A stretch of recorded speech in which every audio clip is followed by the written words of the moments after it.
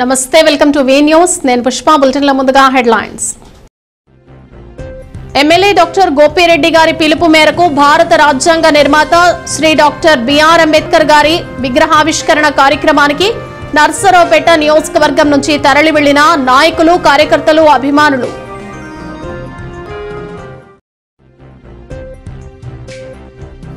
విజయవాడ నగరం నడిబొడ్డున నిర్మించిన 125 అడుగుల డాక్టర్ బిఆర్ అంబేద్కర్ గారి స్మృతివనం ప్రారంభోత్సవ కార్యక్రమంలో పాల్గొన్న ఎమ్మెల్యే డాక్టర్ గోపిరెడ్డి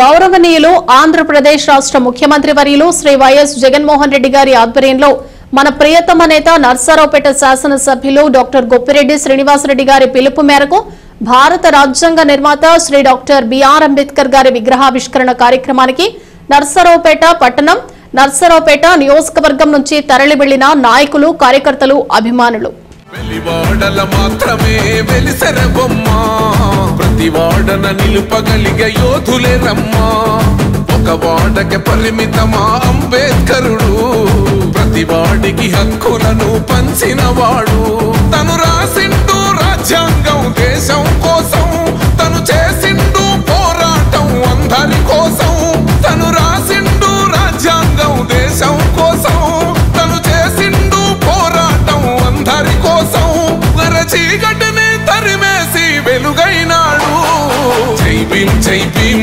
జనగుండె నినాదం అందరం ఒకటై గెలవాలి సమాజం జై భీం ఒక యుద్ధ నినాదం అందరి కోసం గది పోరు ప్రవాహం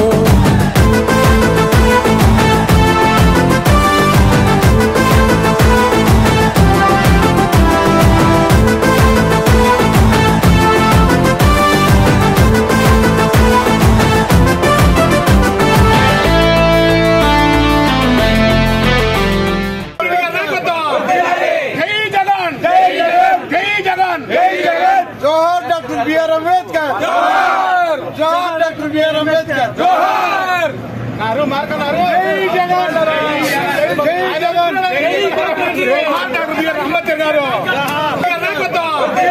జై జగన్ జై జగన్ జై జగన్ జోహార్ డాక్టర్ బిఆర్ అంబేద్కర్ జోహార్ జోహార్ డాక్టర్ బిఆర్ అంబేద్కర్ జోహార్ నారు మార్కనారు జై జగన్ జై జగన్ జోహార్ డాక్టర్ బిఆర్ అంబేద్కర్ గారు నర్సరావుపేట పట్టణానికి పల్నాడు జిల్లా ఆర్యవైశ్య సంఘ పెద్దలచే పట్టణ ఆర్యవైశ్య ప్రముఖులచే మరియు పట్టణ ఆర్యవైశ్యుల సమక్షంలో ఏకగ్రీవంగా నియమించబడిన చిన్ని వెంకట శ్రీనివాసరావు నేడు స్థానిక శాసనసభ్యులు శ్రీ గోపిరెడ్డి శ్రీనివాసరెడ్డి గారిని మర్యాదపూర్వకంగా పెద్దలు అందరితో కలిసి విషయం తెలియపరచడమైంది.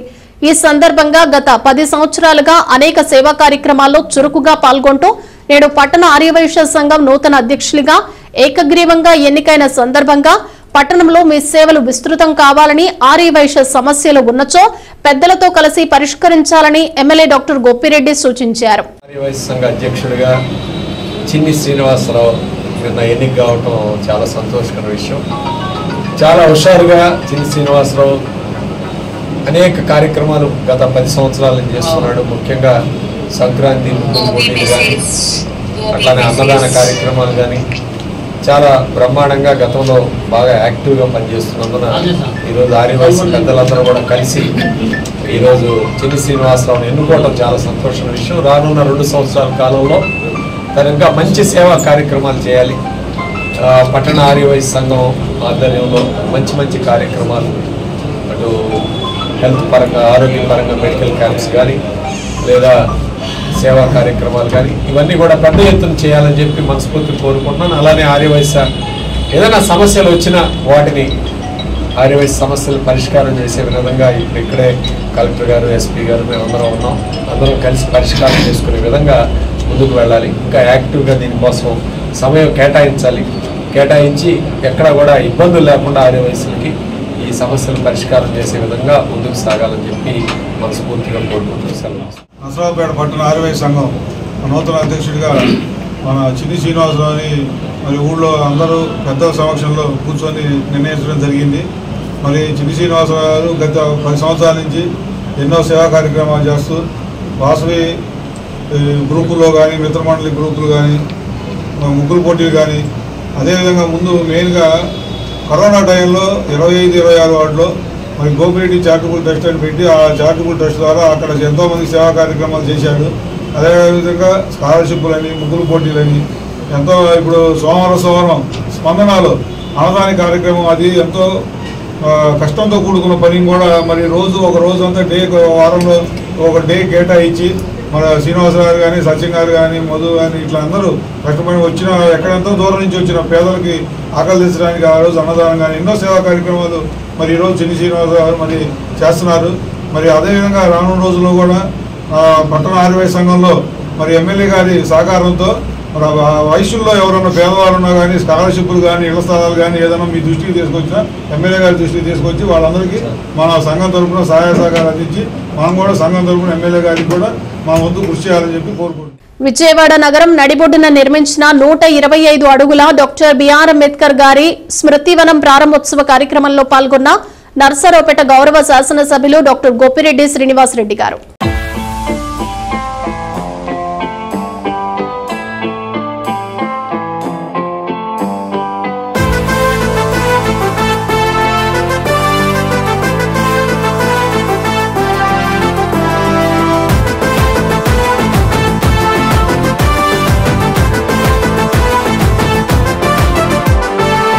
వాడల మాత్రమే వెలిసెర బొమ్మ, ప్రతి వాడన నిలుపగలిగే యోధులే రమ్మా. ఒక వాడకి పరిమితమా అంబేద్కరుడు, ప్రతి వాడికి హక్కులను పంచిన వాడు. తను రాసిండు రాజ్యాంగం దేశం కోసం, తను చేసిండు పోరాటం అందరి కోసం. తను రాసిండు రాజ్యాంగం దేశం కోసం, తను చేసిండు పోరాటం అందరి కోసం. చీకటిని తరిమేసి వెలుగైనాడు. జై భీమ్ జై భీమ్ జనగుండె నినాదం, అందరం ఒకటై గెలవాలి సమాజం. జై భీమ్ ఒక యుద్ధ నినాదం, అందరి కోసం గది పోరు ప్రవాహం.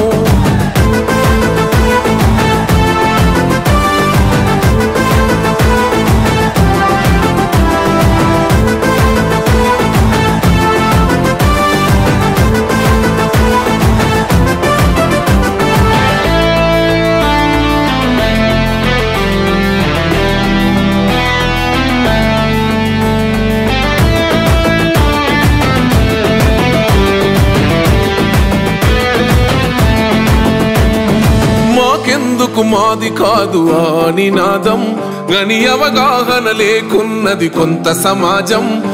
రాజ్యాంగం ప్రతిఫలాలు పొందుతూ జనం, గది అంటేందని అడిగే అవివేకుల దేశం. జీవితాన్ని ధారపోసినాడు రమణకై, అవమానాలనుభవించి నిలిచెర బలమై. భావితరాల బతుకులు మార్చుట కొరకై, అణచబడిన వాళ్ళ కొరకు పుట్టెర వెలుగై. నువ్వు చదువుతున్న ఈ చదువు ఆయన రాత, నువ్వు చేసుకునే ఈ నౌకరి ఆయన రాతే, నువ్వు పొందే ఏ పదవైనా ఆయన భిక్షే. నర్సరావుపేట పట్టణం ఆర్యవైశ్య సంఘం నూతన అధ్యక్షుడిగా ఏకగ్రీవంగా ఎన్నుకోవటానికి కృషి చేసిన నర్సరావుపేట శాసనసభ్యులు డాక్టర్ శ్రీనివాసరెడ్డికి తెలియజేసిన నర్సరావుపేట పట్టణ ఆర్యవైశ్య సంఘం నూతన అధ్యక్షులు చెన్ని వెంకట శ్రీనివాసరావు, మాజీ అధ్యక్షుడు కొత్తూరి కోటేశ్వరరావు మరియు మాజీ కమిటీ సభ్యులు గాదన్శెట్టి రాంబాబు, కొప్పురావరి మోహన్ రావు, రావికింది సుబ్బారావు, బత్తుల మురళి తదితరులు నర్సరావుపేట పట్టణ ఆర్యవైశ్య కార్యాలయంలో విలేకరుల సమావేశం నిర్వహించారు. ఈ కార్యక్రమంలో మాజీ అధ్యక్షులు నూతన అధ్యక్షులను అభినందించారు. జై జై వాసవి. నర్సరావుపేట పట్టణ ఆర్యవైశ్య అధ్యక్షుడిగా నాకు నర్సరావుపేట ఆర్యవైశ్య ప్రముఖులు, అలాగే మహాసభ కమిటీ సభ్యులు, అలాగే నర్సరావుపేట ప్రముఖులు పెద్దలు, ఆర్యవైశ్య ప్రముఖులు వీరందరి సహకారంతో, నర్సరావుపేట శాసనసభ్యులు గోపిరెడ్డి శ్రీనివాసరెడ్డి గారి సహకారంతో మన ఆర్యవైశ్యులందరూ నన్ను ఏకగ్రీవంగా ఎన్నుకున్నందుకు నాకు కృతజ్ఞతలు తెలియపరుస్తున్నాను. అందరూ కూడా పేరు పేరున ధన్యవాదాలు తెలియపరుస్తున్నాను. అలాగే రేపు నాకు ఎప్పుడైతే 2024-25 ఈ 2 సంవత్సరాల ఆర్యవైశ్య సంఘానికి నాకు బాధ్యతలు అప్పగించినందుకు పెద్దలకి అందరికి కూడా నా వంతు ఆ నమ్మకాన్ని నేను పోగొట్టుకోకుండా నాకు ఎటువంటి నర్సరావుపేట సంఘానికి ఆర్యవైశ్య సంఘానికి మంచి పేరు తీసుకొస్తా అని చెప్పి అందరికి తెలియపరుస్తూ అలాగే ఆర్యవైశ్యులకి ఎటువంటి ఏదైనా ప్రాబ్లమ్స్ ఉంటే నా దృష్టికి తీసుకొస్తే నేను మన పెద్దల దృష్టికి తీసుకెళ్లి శాసనసభ్యులు వారి దగ్గరికి తీసుకెళ్లి సమస్యను పరిష్కరించేలాగా చేస్తానని చెప్పి, అలాగే నూతన కార్యవర్గాన్ని అతి త్వరలోనే కమిటీని ఫామ్ చేసి ప్రమాణ స్వీకార కార్యక్రమాన్ని మొదలు పెడతామని చెప్పి చేస్తూ మహాసభ సభ్యులకి అలాగే నర్సాపేట ఆర్యవైశ్య ప్రముఖులు అందరూ కూడా నాకు నేను చేసే ప్రతి కార్యక్రమానికి కూడా మీ అందరి సహకారం, మీ అందరి సపోర్ట్ ఉండాలని చెప్పి కోరుకుంటూ, పాత ఆర్యవైశ్య సంఘం ఏదైతే ఉందో ప్రిఎస్టీలు ప్రెసిడెంట్ కేకే గారికి, అలాగే రాంబాబు గారు, మోహన్ రావు గారికి నా వంతు నేను సాయం చేశాను. అలాగే వారు కూడా ఆ కమిటీ మొత్తం కూడా మీ సపోర్ట్ కావాలని చెప్పి కోరుకుంటూ, మీ పిఎస్టీలకి మీ కమిటీ అందరికి కూడా నాకు సపోర్ట్ కావాలని కోరుకుంటూ, మీ సపోర్టు మెట్టపల్లి అలాగే మనందరికీ ప్రముఖులు మెట్టపల్లి రమేష్ గారు మనకి పోస్ట్ నువ్వైతే బాగుంటావు అని చెప్పి అన్నాడు అన్నాయి. అలాగే ఖచ్చితంగా అన్న మీరు చెప్పినట్టు చేద్దామని చెప్పని మీరు ఏదైతే నన్ను నమ్మి ఇచ్చారో ఆ పోస్ట్ న్యాయం చేస్తా అని చెప్పి మీకు మాట్లాడడం చేస్తా. జై వాసవి మాతాకి. ఈరోజు పట్టణ ఆర్యవైశ్యంగ అధ్యక్ష కార్యాలయంలో నిన్నటి వరకు 2022, 2023 వరకు మేము 110 కార్యక్రమాలు చేసి స్టేట్లో నెంబర్ 1 పొజిషన్లో ఉండి ది పర్ఫార్మెన్స్ బెస్ట్ అవార్డు సాధించాము. దానికి మాకు మహాసభ అధ్యక్షుడు ముక్కాల ద్వారకానాథ్ గారి చేతుల మీదుగా ఈ అవార్డు తీసుకోవడం జరిగినది. ఈ అవార్డుకి నర్సాపేట పట్టణం ఆర్యవైశ్య సంఘ అధ్యక్షుడిగా అనేక సేవా కార్యక్రమాలు చేస్తూ అనతి కాలంలోనే అందరి మన్నలు చూరగొని బాధ్యతలు లేకపోయినా కూడా బాధ్యతల కన్నా ఎక్కువగా కార్యక్రమాలు చేస్తున్న వ్యక్తి తిండి వెంకట శ్రీనివాసరావు గారి టౌన్ అధ్యక్షులుగా ఎన్నిక కావడం జరిగింది. వారి హయాంలో ఎలాంటి లోటుపాటు లేకుండా చేస్తారనే దాంట్లో సందేహమే లేదు. అందరి సహకారంతో ఆయన ఎన్నుకోవడం జరిగింది.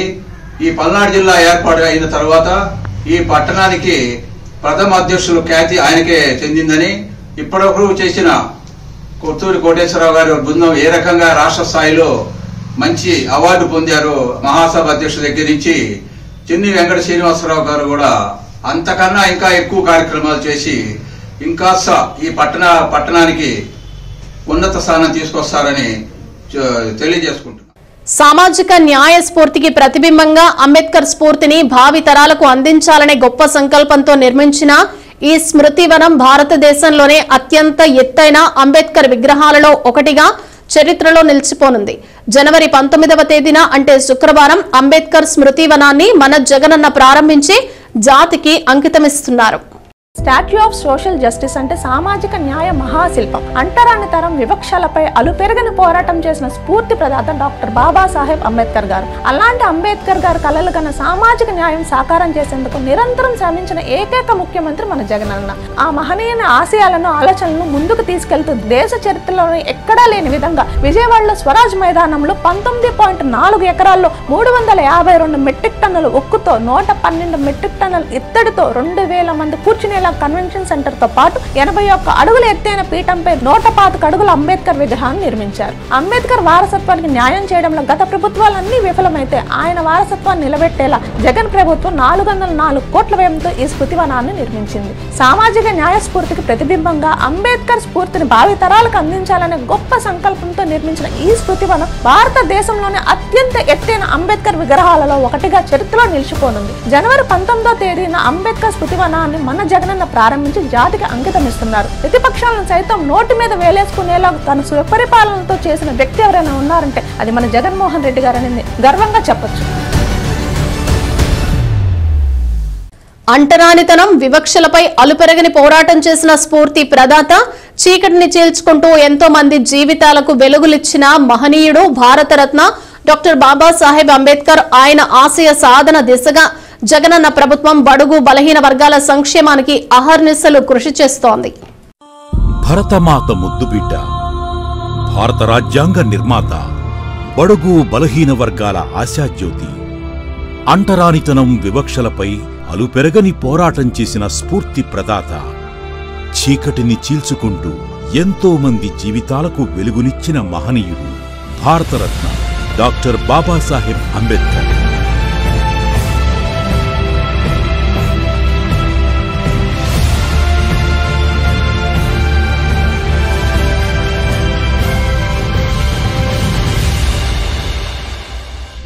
ఆయన ఆశయ సాధన దిశగా జగనన్న ప్రభుత్వం బడుగు బలహీన వర్గాల సంక్షేమానికి అహర్నిశలు కృషి చేస్తోంది. మహోన్నతమైన ఆ మహనీయుని ఆశయాలకు ప్రతిరూపంగా కోనసీమ జిల్లాకు డాక్టర్ భీమ్రావ్ అంబేద్కర్ గా పేరు మార్చడం అనేది దీనికి ఒక ఉదాహరణ. డాక్టర్ అంబేద్కర్ గారి స్ఫూర్తి తెలియజేసేలా దేశ చరిత్రలో ఎక్కడా లేని విధంగా విజయవాడలోని స్వరాజ్ మైదాన్లో 19.4 ఎకరాల్లో 352 మెట్రిక్ టన్నుల ఉక్కు, 112 మెట్రిక్ టన్నుల ఇత్తడితో 2000 మంది కూర్చునేలా కన్వెన్షన్ సెంటర్తో పాటు 81 అడుగుల ఎత్తైన పీఠంపై 125 అడుగుల అంబేద్కర్ విగ్రహాన్ని 285 కోట్ల రూపాయలతో జగన్మోహన్ రెడ్డి గారి ప్రభుత్వం నిర్మిస్తోంది. దేశంలోనే కాదు ప్రపంచంలోనే అతిపెద్ద అంబేద్కర్ గారి విగ్రహం ఇది. సంఘ సంస్కరణకు, పెత్తందారి భావాల మీద తిరుగుబాటుకు, రాజ్యాధికారంలో పేదల స్థానాన్ని సుస్థిరం చేసేందుకు నిరంతరం స్ఫూర్తి ఇస్తుందని విశ్వసిస్తున్నాను. విగ్రహ విడిభాగాలను ఒక్కొక్కటిగా అమర్చుకుంటూ మొత్తం 13 దశల్లో విగ్రహ నిర్మాణాన్ని పూర్తి చేశారు. విగ్రహం చుట్టూ పచ్చదనం ఉండేలా గ్రీనరీ పనులు చేపడుతోంది. రంగురంగుల పూలతో కనిపించే జాతీయ పక్షి నెమలి కనిపించనున్నాయి.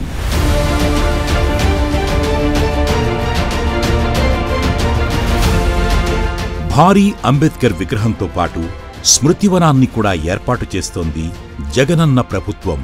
లైబ్రరీ, మ్యూజియం, గ్యాలరీ ఏర్పాటుతో పాటు ఆయన జీవిత విశేషాలు ఇందులో ప్రదర్శించడంతో పాటు ఆయన వారసత్వాన్ని నిలబెట్టేలా జగన్ ప్రభుత్వం 404 కోట్ల రూపాయల వ్యయంతో అంబేద్కర్ స్మృతివనాన్ని నిర్మించింది. జనవరి 19వ తేదీన జగన్మోహన్ రెడ్డి గారు ఈ స్మృతివనాన్ని ప్రారంభిస్తారు. సామాజిక న్యాయ స్ఫూర్తికి ప్రతిబింబంగా అంబేద్కర్ స్ఫూర్తిని భావితరాలకు అందించాలనే గొప్ప సంకల్పంతో నిర్మించిన ఈ స్మృతివనం భారతదేశంలోనే అత్యంత ఎత్తైన అంబేద్కర్ విగ్రహాలలో ఒకటిగా చరిత్రలో నిలిచిపోనుంది. చరిత్రలో నిలిచిపోయేలా అంబేద్కర్ విగ్రహావిష్కరణ. నాకు తెలిసినంత వరకు వివిధ ప్రాంతాలని దేశంలో సందర్శించిన తరువాత ఇటువంటి జీవం ఉట్టిపడేటటువంటి ఇంతటి మహాశిల్పాన్ని నేను దేశంలో ఎక్కడా కూడా చూడలేదు. ఆ యొక్క భావన, ఇటువంటి కళాఖండాన్ని, మహాశిల్పాన్ని నిర్మించాలన్నటువంటి భావన మన గౌరవ ముఖ్యమంత్రి గారిలో కలగడం, ఆయన యొక్క ఆ కళను సాకారం ఈ యొక్క 4.5 సంవత్సరంలోనే సాకారం చేసుకోగలగడం నిజంగా ఆంధ్ర రాష్ట్ర ప్రజల అదృష్టంగా భావించవచ్చు. ఎక్కడ ఏ మ్యూజియం చూసినా కూడా దేశంలో, అది పంజాబ్లో కానీ, border state Pakistan India border స్టేట్లో అమృత్సర్లో కానీ, మిగతా ఇతర ప్రాంతాల్లో కానీ, జలియన్ వాలాబాగ్లో కానీ, లేకుంటే ఢిల్లీలో కానీ, మరి ఏ ఇతర ప్రాంతంలో కూడా ఇంతటి మహాకళాఖండాన్ని నిర్మించడం నేను ఎక్కడా చూడలేదు. ఒక్కసారి ఆ విగ్రహాన్ని పరిశీలిస్తే లోపల ఉన్నటువంటి మ్యూజియంలో ఉన్నటువంటి ఆ కళాఖండాలని రూపొందించినటువంటి విధానం కానీ, వాటిని ఒక్కసారి చూసినట్లయితే బాబాసాహెబ్ అంబేద్కర్ గారు చదువుకుంటున్నటువంటి లైబ్రరీలో చదువుకుంటున్నటువంటి ఆ యొక్క ఫోటో కానీ, రాజ్యాంగాన్ని కాన్స్టిట్యూంట్ అసెంబ్లీకి ఆయన రచించినటువంటి రాజ్యాంగాన్ని కాన్స్టిట్యూంట్ అసెంబ్లీకి మన నాయకులకందరికీ కూడా, జవహర్లాల్ నెహ్రూ గారికి, మరి ఇతర నాయకులందరికీ, సర్దార్ వల్లభాయ్ పటేల్ గారికి, ఇతర నాయకులకి ఆయన సమర్పిస్తున్నటువంటి ఆ యొక్క చిత్రాన్ని కానీ చూసినట్లయితే, అటువంటి చిత్రం మిగతా దగ్గరలో ఉంది కానీ ఇంతటి అద్భుతమైనటువంటి చిత్రాన్ని మరి ఎక్కడా చూడలేదన్నటువంటి విషయాన్ని చాలా స్పష్టంగా కళాఖండిగా చెప్పగలం. ఇది నిజంగా జగన్మోహన్ రెడ్డి గారి ఆయనకున్నటువంటి బడుగు బలహీన వర్గాలపైన ఉన్నటువంటి ప్రేమ కానీ, ఈ యొక్క అణగారినటువంటి వర్గాల్ని మిగతా వర్గాలకి సమాంతరంగా అభివృద్ధి చెందించాలన్నటువంటి ఆశయం కానీ, ఆ పట్టుదలను ప్రతిబింబిస్తుంది అన్నటువంటి విషయంలో సందేహమే లేదు. బులెటిన్ ముగించే ముందు హెడ్లైన్స్ మరోసారి. ఎమ్మెల్యే డాక్టర్ గోపిరెడ్డి గారి పిలుపు మేరకు భారత రాజ్యాంగ నిర్మాత శ్రీ డాక్టర్ బిఆర్ అంబేద్కర్ గారి విగ్రహావిష్కరణ కార్యక్రమానికి నర్సరావుపేట నియోజకవర్గం నుంచి తరలి వెళ్లిన నాయకులు, కార్యకర్తలు, అభిమానులు.